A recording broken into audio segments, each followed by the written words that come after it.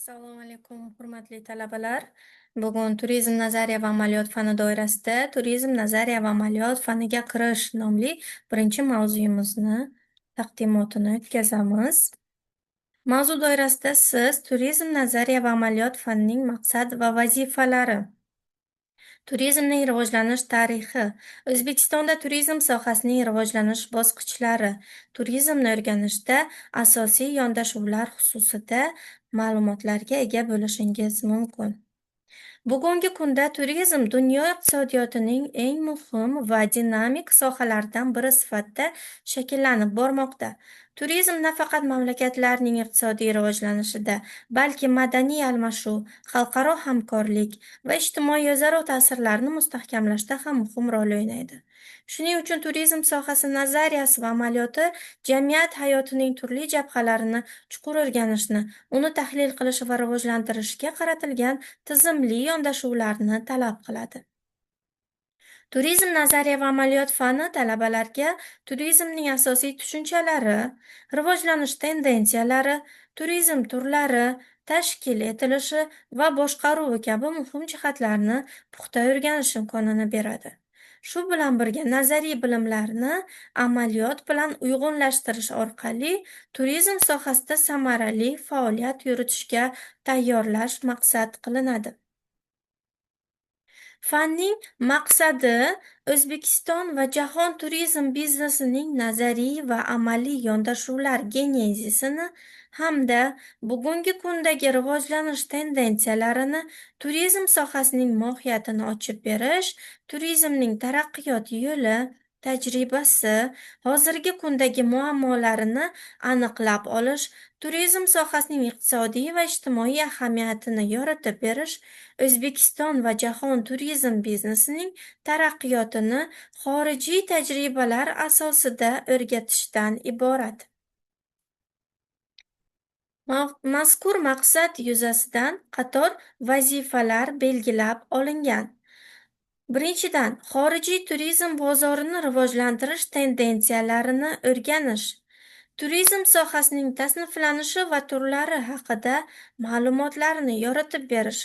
Turizm sohasining resurslari haqida tushuncha berish. Turizm sohasining rivojlantirishda O'zbekistondagi tarixiy shaharlarning o'rni va ulardagi turistik salohiyatdan foydalanish imkoniyatlari haqida ma'lumotlar berish. Turizm sohasidagi xizmatlar va mahsulotlarning farqini aniqlash hamda ularni tayyorlash texnologiyasini o'rgatish. Turizm sohasida joylashtirish, ovqatlantirish hamda transport xizmatlarining o'rni va rolini tushuntirib berish. Turizmda gid ekskursiya xizmatlarining mohiyati, ahamiyati va ekskursiya xizmatlarini amalga oshirish jarayonlari haqida ma'lumotlar berish. Turizm industriyasi va infratuzilmasining ahamiyatini hamda ulardagi muammolarni yoritish. Ekologik, gastronomiya va qishloq turizmlarini rivojlantirishning zamonaviy tendensiyalarini o'rganish. Turizm sohasini davlat tomonidan boshqarishning yo'nalishlari va mexanizmini yoritib berish. Turizmni rivojlantirishda xalqaro va mintaqaviy tashkilotlarning o'rnini aniqlash. Turizm xizmatlarini litsenziyalashtirish, sertifikatlashtirish va standartlashtirish tartibini tushuntirish. Turizm sohasida xalqaro huquqiy va me'yoriy hujjatlar haqida ma'lumot berish kabi vazifalar belgilab olingan.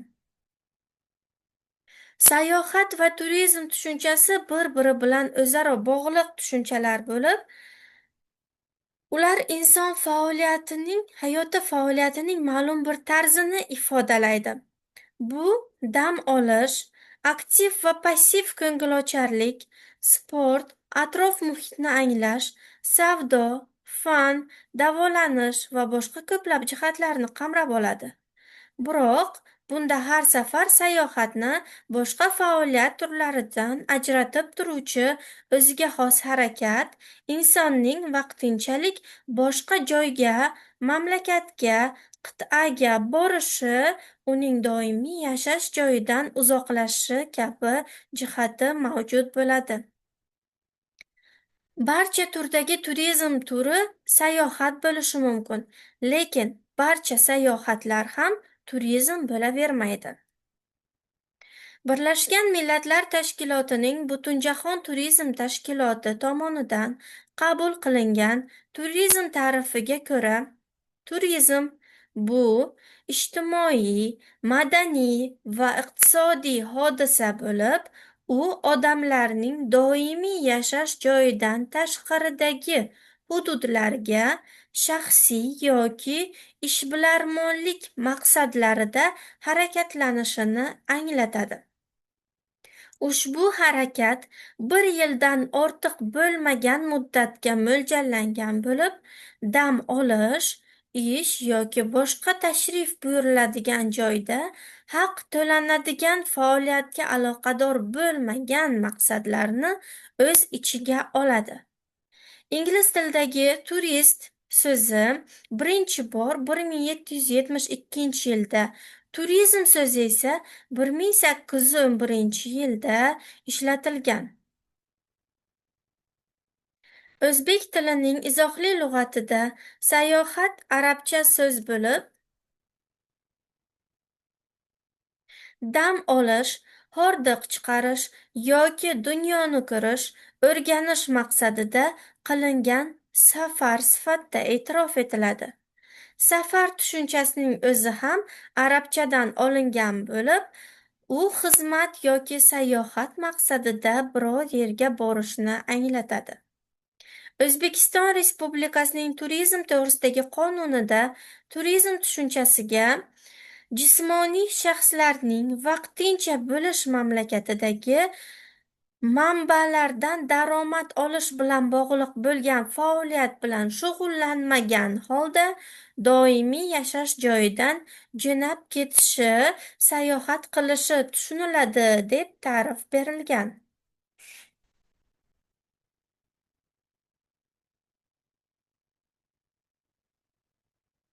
Turizmga doir bir qator atamalar ham mavjud bo'lib hisoblanadi.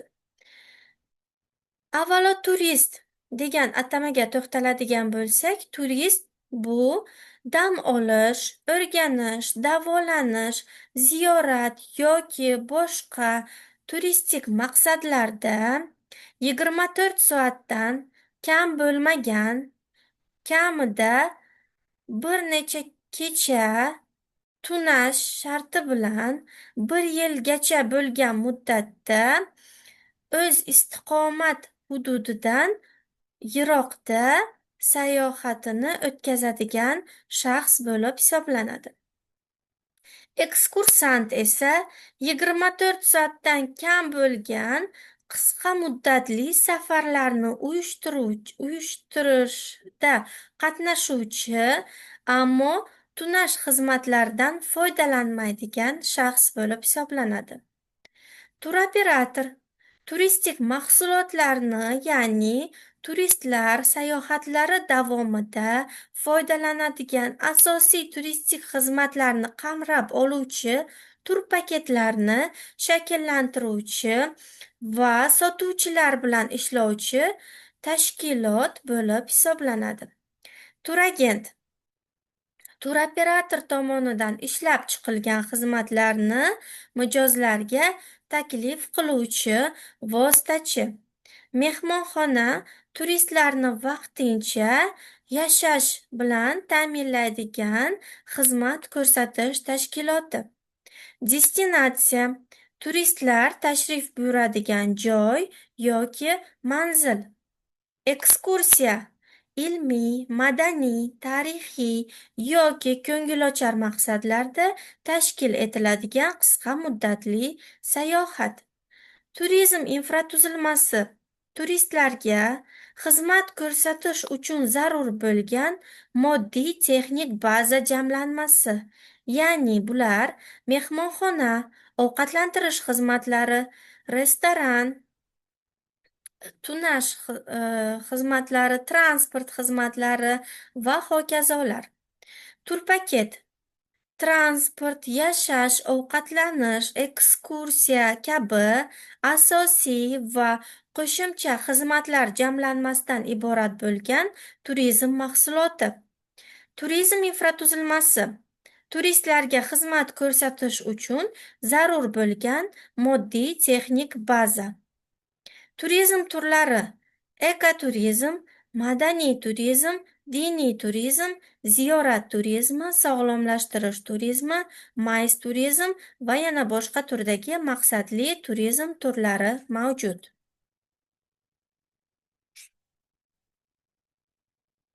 Turizmning asosiy turlari va kategoriyalari bo'lib, ular ichki, kirish, chiqish turlariga bo'linadi. Ichki turizm o'z navbatida muayyan davlat fuqarolarining o'z mamlakati hududida sayohat qilishi tushuniladi. Kirish turizmi norezidentlarning ma'lum bir davlatga kirishi bo'lib hisoblanadi. Chiqish turizmi rezidentlarning, ya'ni davlat fuqarolarining boshqa bir davlatga sayohat qilish uchun jo'nab ketishi tushuniladi. Ichki va kirish turizmi o'z navbatida davlat miqyosida uyushtirilganligi sababli u davlat miqyosidagi turizm kategoriyasi bo'lib hisoblanadi. Ichki va chiqish turizmi davlat rezidentlarining sayohatlari bo'lganligi uchun milliy xarakterga egaligini hisobga olgan holda milliy turizm kategoriyasi sifatida e'tirof etiladi. Kirish va chiqish turizmi xalqaro ahamiyatga egaligi uchun u xalqaro darajadagi turizm kategoriyasi bo'lib sanaladi. Insoniyat davrining qadimgi bosqichlarida turizmning hozirgi kunga o'xshash bo'lgan xususiyatlari bo'lgan bo'lsa-da, u turizm tushunchasi sifatida shakllanmagan. Misol uchun, bu yerda qadimda insonlar faqatgina o'z ehtiyojlarini qondirish maqsadida u joydan boshqa joyga sayohat qilishgan. Ikkinchi bosqich o'rta asrlardagi sayohatlarga to'xtaladigan bo'lsak, bunda asosan diniy maqsadlardagi va ilmiy maqsadlardagi sayohatlar bilan o'zaro hamkorlik ko'zda tutilgan. Ya'ni turli din vakillarining o'zlari uchun muqaddas sanalgan ziyorat obyektlariga borib sayohat qilishlari tufayli o'rta asrlardagi sayohatlar shakllana boshlangan. Buyuk geografik kashfiyotlar ham o'z navbatida turizmning rivojlanishiga turtki bo'lib hisoblanadi. Misol uchun, Xristofor Kolumb tomonidan Amerikaning kashf etilishi, Magellan tomonidan butun dunyoning ilk aylanma yo'l orqali sayohat qilinishi yoki Vasko da Gama tomonidan Hindistonga boradigan dengiz yo'lining kashf qilinishi, bularning barchasi turizmni rivojlantirishda muhim turtki bo'lib xizmat qilgan. Keyingi bosqich sanoat inqilobi bilan bevosita bog'liq bo'lib, ya'ni bir hududdan boshqa hududga masofani qisqartirish imkoniyatini beradigan paraxodlarning kashf qilinishi, temir yo'lning kashf qilinishi, telefon aloqalarining kashf qilinishi asosiy omillar bo'lib hisoblangan. Bunda 1843-yilda Xristofor Kolumb tomonidan ilk marotaba temir yo'l orqali sayohatlarning shakllantirilganligini ham misol qilib keltirishimiz mumkin. 1856-yillarga kelib Yevropa bo'ylab turlarni uyushtirish asosiy ommaviy ahamiyat kasb eta borgan. 20-asr ham turizm rivojida butun dunyo miqyosida global ahamiyat kasb etgan. Jumladan 1975-yilda Birlashgan Millatlar Tashkilotining Butunjahon turizm tashkilotiga asos solinishi turizmning xalqaro miqyosda muvofiqlashtiruvchi tashkiloti ga asos solinganligi bilan alohida ahamiyat kasb etadi. 21 asr ham o'z navbatida zamonaviy turizm tendensiyalari bilan raqamlashtirishning rivojlanishi yoki barqarorlik ahamiyatiga ega bo'lgan turizm turlarining rivojlanishi bilan alohida ahamiyat kasb etadi. Jumladan, 21 asrga kelib maqsadli turdagi turizm turlari ham taklif etila boshlangan.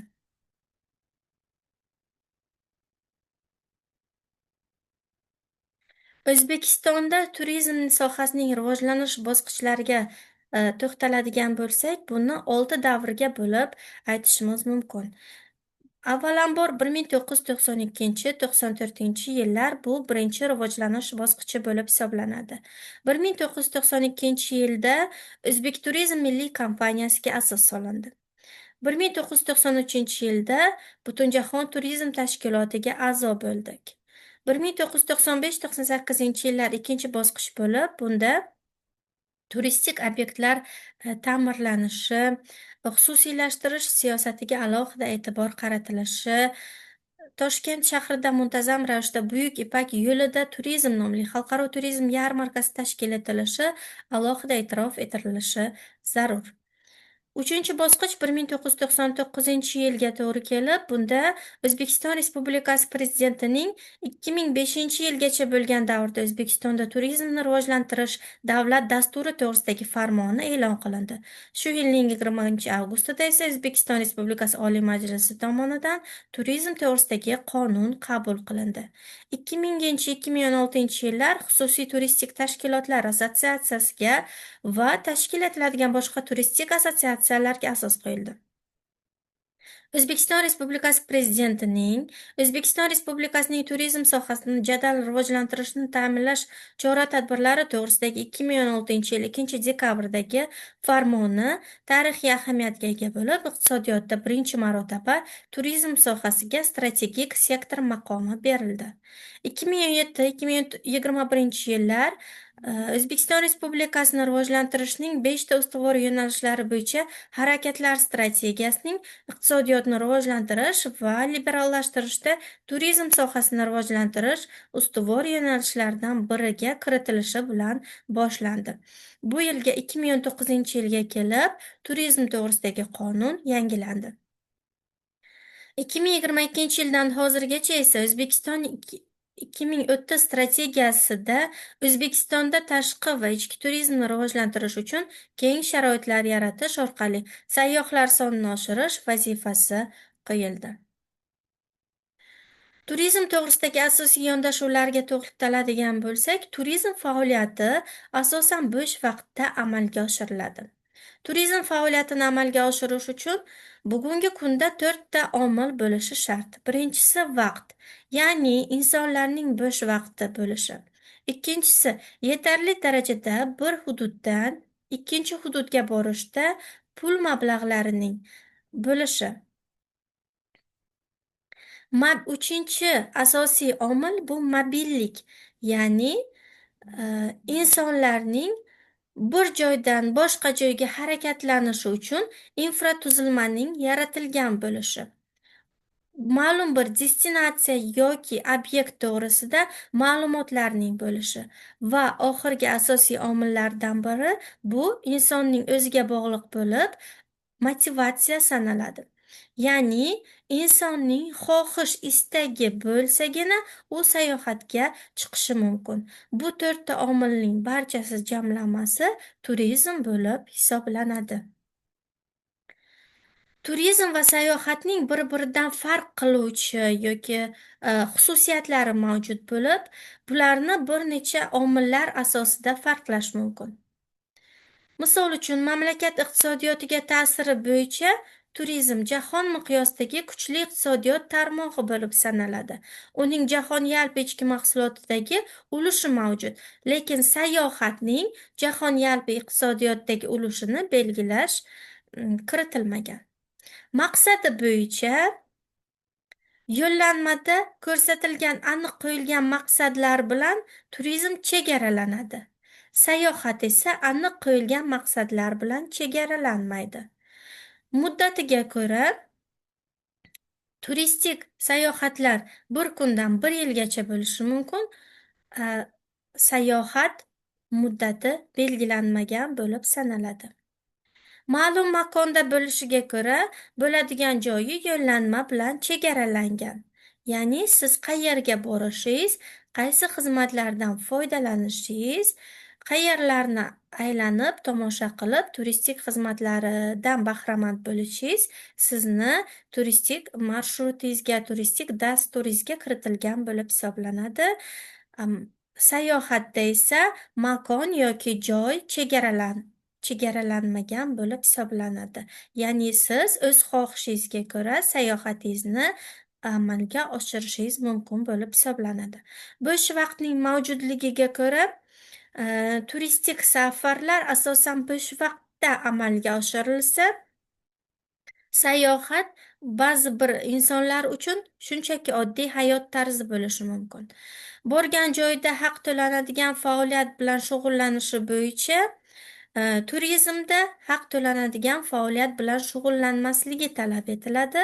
Sayohatchi uchun haq to'lanadigan faoliyat bilan shug'ullanish yoki shug'ullanmaslikning ahamiyati past darajada bo'lib hisoblanadi.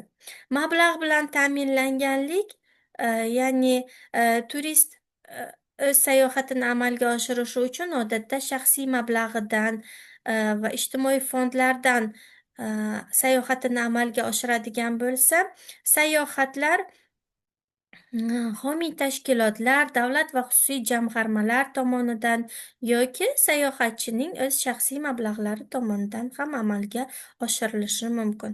Tashkil qilish va xizmat ko'rsatish belgilariga ko'ra, turistik korxonalar va xizmat ko'rsatish sohalari bilan bog'liq tarmoqlar tomonidan amalga oshiriladi. Sayohatlar esa tashkil qilish homiy tashkilotlar, davlat va xususiy jamg'armalar tomonidan amalga oshiriladi. Sayyohlarga xizmat ko'rsatilish esa bevosita sayyohning o'zi tomonidan amalga oshiriladi. Yashash faoliyatiga ta'siri turist uchun sayohatga borib kelish, dam olish va o'z bilimlarini oshirishga xizmat qiladi. Sayohatchi uchun sayohat kasbi yoki kun ko'rish manbai, ba'zan esa turmush tarzi bo'lib hisoblanadi. Xulosa qilib aytadigan bo'lsak, turizm nazariya va amaliyot fani turizm sohasida fundamental bilimlarni egallashga yordam beradi. Turizmning mohiyati, vazifalari, shakllari va ijtimoiy-iqtisodiy ahamiyatini tushuntiradi. Talabalarda nazariy bilimlar bilan bir qatorda amaliy ko'nikmalarni shakllantiradi. Fan turizmning barqaror rivojlanishi va zamonaviy yondashuvlar va xalqaro tajribani o'rganishga xizmat qiladi. Soha bo'yicha professional tayyorgarlik uchun mustahkam asos yaratadi. Mavzuni tayyorlashda quyida ko'rsatilgan adabiyotlardan foydalanilgan. E'tiboringiz uchun rahmat.